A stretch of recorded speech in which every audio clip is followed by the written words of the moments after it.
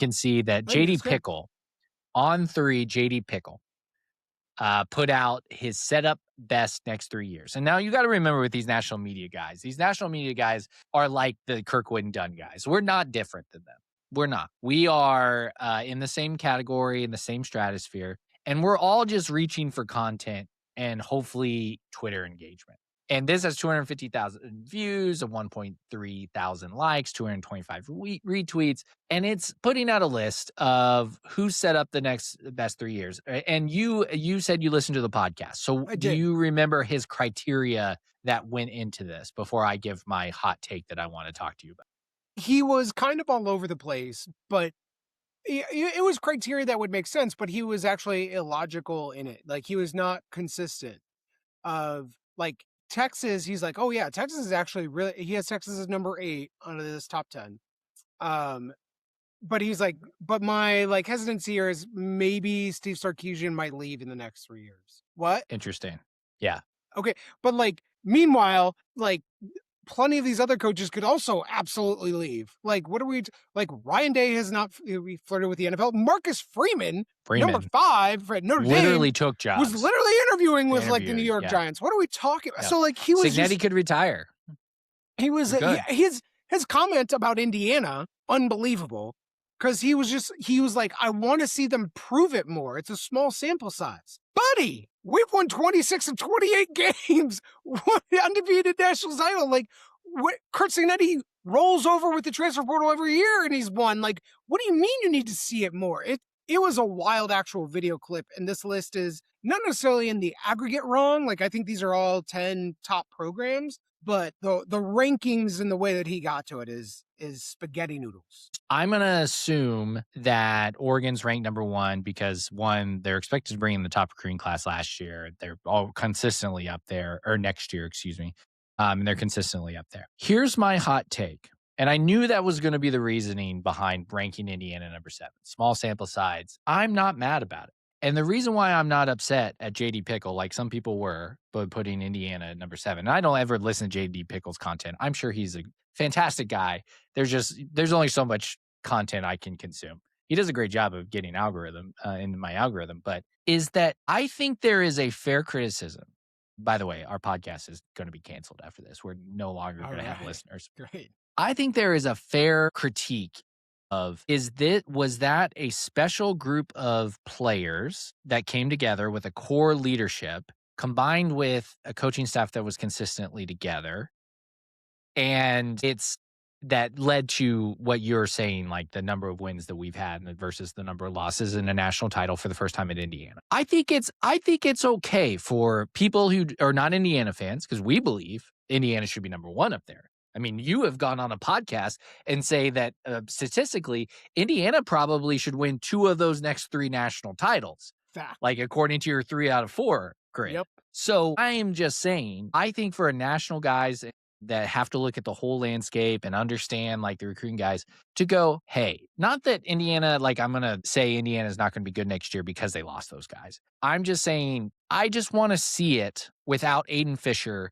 without Elijah Surratt, without Mike Kadick / Pat Coogan leadership, without the 1-1 Heisman quarterback at quarterback position, leading them for the next 3 seasons. And then also after next season, most likely, hopefully, potential Broyles winner by the time you're listening to this, Brian Haynes and Mike Shanahan gone. I want to see what it's like after that. I think that's fair. Like, that's my hot take. Yes. Yeah. I think that is a worry, right? I am worried about what does Indiana look like when Brian Haynes inevitably takes a head coaching job and Mike Shanahan, right? Except that all Curt Cignetti has ever done in his career is turn over roster and coaches.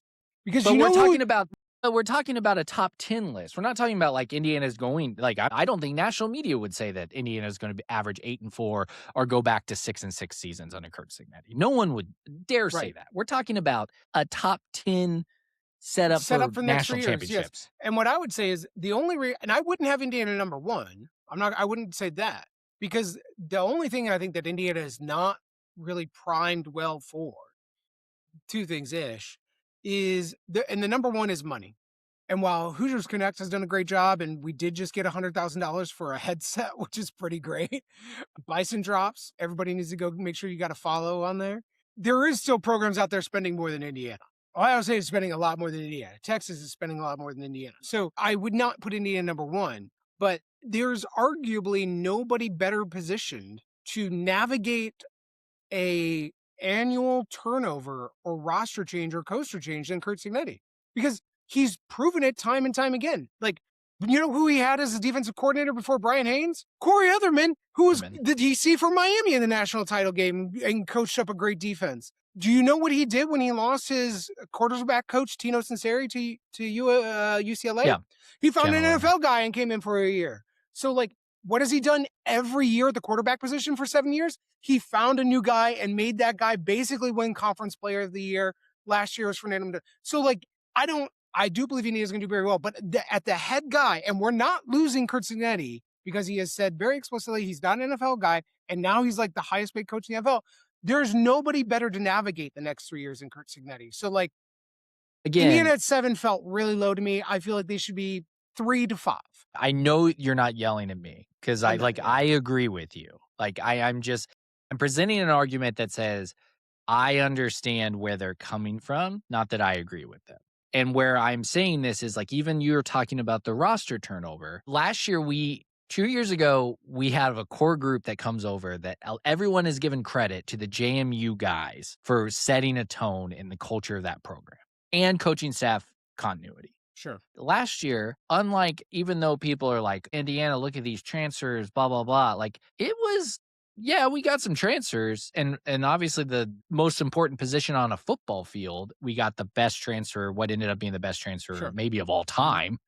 Yeah. But, like, there is some level of, like, there still was, even Mendoza talks about, like, with his first practice, there was a culture tone set by Aiden Fisher. And all I'm saying is, like, let's see how that defense goes when the green dot's not on Aiden Fisher's helmet. Yeah. That's all I'm saying. It's gonna be interesting. I believe that the culture is gonna sustain. That's all. But, like, yes, it is different. I agree. But I mean, yes. he has positioned the program really well. I think ultimately my concern is, like, Oregon should not be number one in my mind. Oregon at number one is a pretty insane move in my mind because, yes, they'll have the money, but Dan Lanning does recruit pretty well, but also what is he turning those recruits into, right? He's turning them into blowout playoff losses. So why are they so well positioned? And then he's losing coordinators. I don't miss me with Oregon being the number one program that's positioned for success over the next 3 years. If you want to tell me they were 10, fine, or 8 even, okay. But number one, that's insane. So I think actually that is your, like, even though, and I'm saying, as I said, I agree with you that Indiana should be higher because I have faith in that because I'm an Indiana fan. If I was representing the mainstream view, that is your best argument, in my opinion, is like the guys you have in front of them, what have they actually proved in the last couple of years in the modern era of college football? Like, Georgia can't figure out their quarterback. Can't. Not at all. Like, Georgia should be probably number one in terms of, like, resources and all that type of stuff. Ohio State, Georgia, arguing back and forth probably as number one by the money they're spending. And where I would criticize Ohio State is that I'm not a big believer in Ryan Day's coordinator choices. Like, he hit 1 year. 1 year he hit it. But let's see what Arthur Smith does. So I agree. I think the best argument against the mainstream people is, like, what gives you so much pause about Indiana that you're not throwing darts at other arguments and other to have pause teams. is unbelievable. Like, yeah, that is the thing, is that, like, well, but I will not say it's unbelievable because I just made the argument that I understand it. But it's believable to me. Yeah, I don't agree with it. I also understand why people do hardcore drugs. Like, that still doesn't, like, make it right. We don't need to justify anything about it. It's like, it is just still wrong. It is wrong. Like, if you don't think Indiana is going to be a top 5 program in here, you are betting against trends. You're betting against what has been proven, truly. Is that, man, I do believe Indiana's going to win another national title here soon. Like, obviously, I proclaim that. It couldn't easily not happen, but Indiana's going to be a top 5 football program Okay, Going I'm gonna just forward. step back though. It's like what's something you just said. Like you're a data guy. You have a degree from the Kelly School of Business and data. Like you're a data analyst Yeah, guy. yeah. You just said trends and stuff like that. You looking at what Indiana's done in the last 2 seasons versus 100 years of college football and go, that's an anomaly? No, and I will tell you Okay, why. we're about to learn. Yep. Kelly School of Business coming through. Let's go, Because Tim. All right, I'm getting readjusted here. not all data points are created equal. They exist, right? But Yale, going 16-0 in 1894, was playing against the Volunteer Homeless Boys Shelter of New Jersey. These things are not the same. And what people, and this was the problem with Indiana to begin with, why this list is wrong and why lots of other lists are wrong, is they're using criteria to evaluate today's modern college football team and program from, unfortunately, it is recent, but like from 2021, and they don't realize the game has changed entirely. Structurally, from the earliest stages of high school recruiting all the way through to playing time, roster construction, everything has changed fundamentally. And one guy has proven his ability to be successful in both areas. And it's Curt Cignetti. It's not Kirby Smart. It's not Steve Sarkisian. It's not Jay Lanning. It is none of these guys. So go ahead and doubt Indiana if you want to. You will be wrong. Kelly School of Business. Look at that. Is Jay Lanning related to Dan Lanning? Sure. Just like Desmond Baines related to Ruben. Listen, Dan Lanning is going to have to change his name and go into witness protection when Oregon fans get a hold of him when he loses by 40 again in the playoffs. That would be bad. That would be bad for Dan Lanning's future. Yeah. Jay Lanning, Dan Lanning, it's the whole thing. I get it. Like at some point, like it is exhausting to hear national people like, well, you got to prove it. You got to prove it. You got to prove it. It's like, what else do they got to prove? Listen, it's fine. I'm going to do nothing but then like a call. Win money on FanDuel because of everybody else not believing in them. Sure. That's fine. Yeah. Thank you for the second income.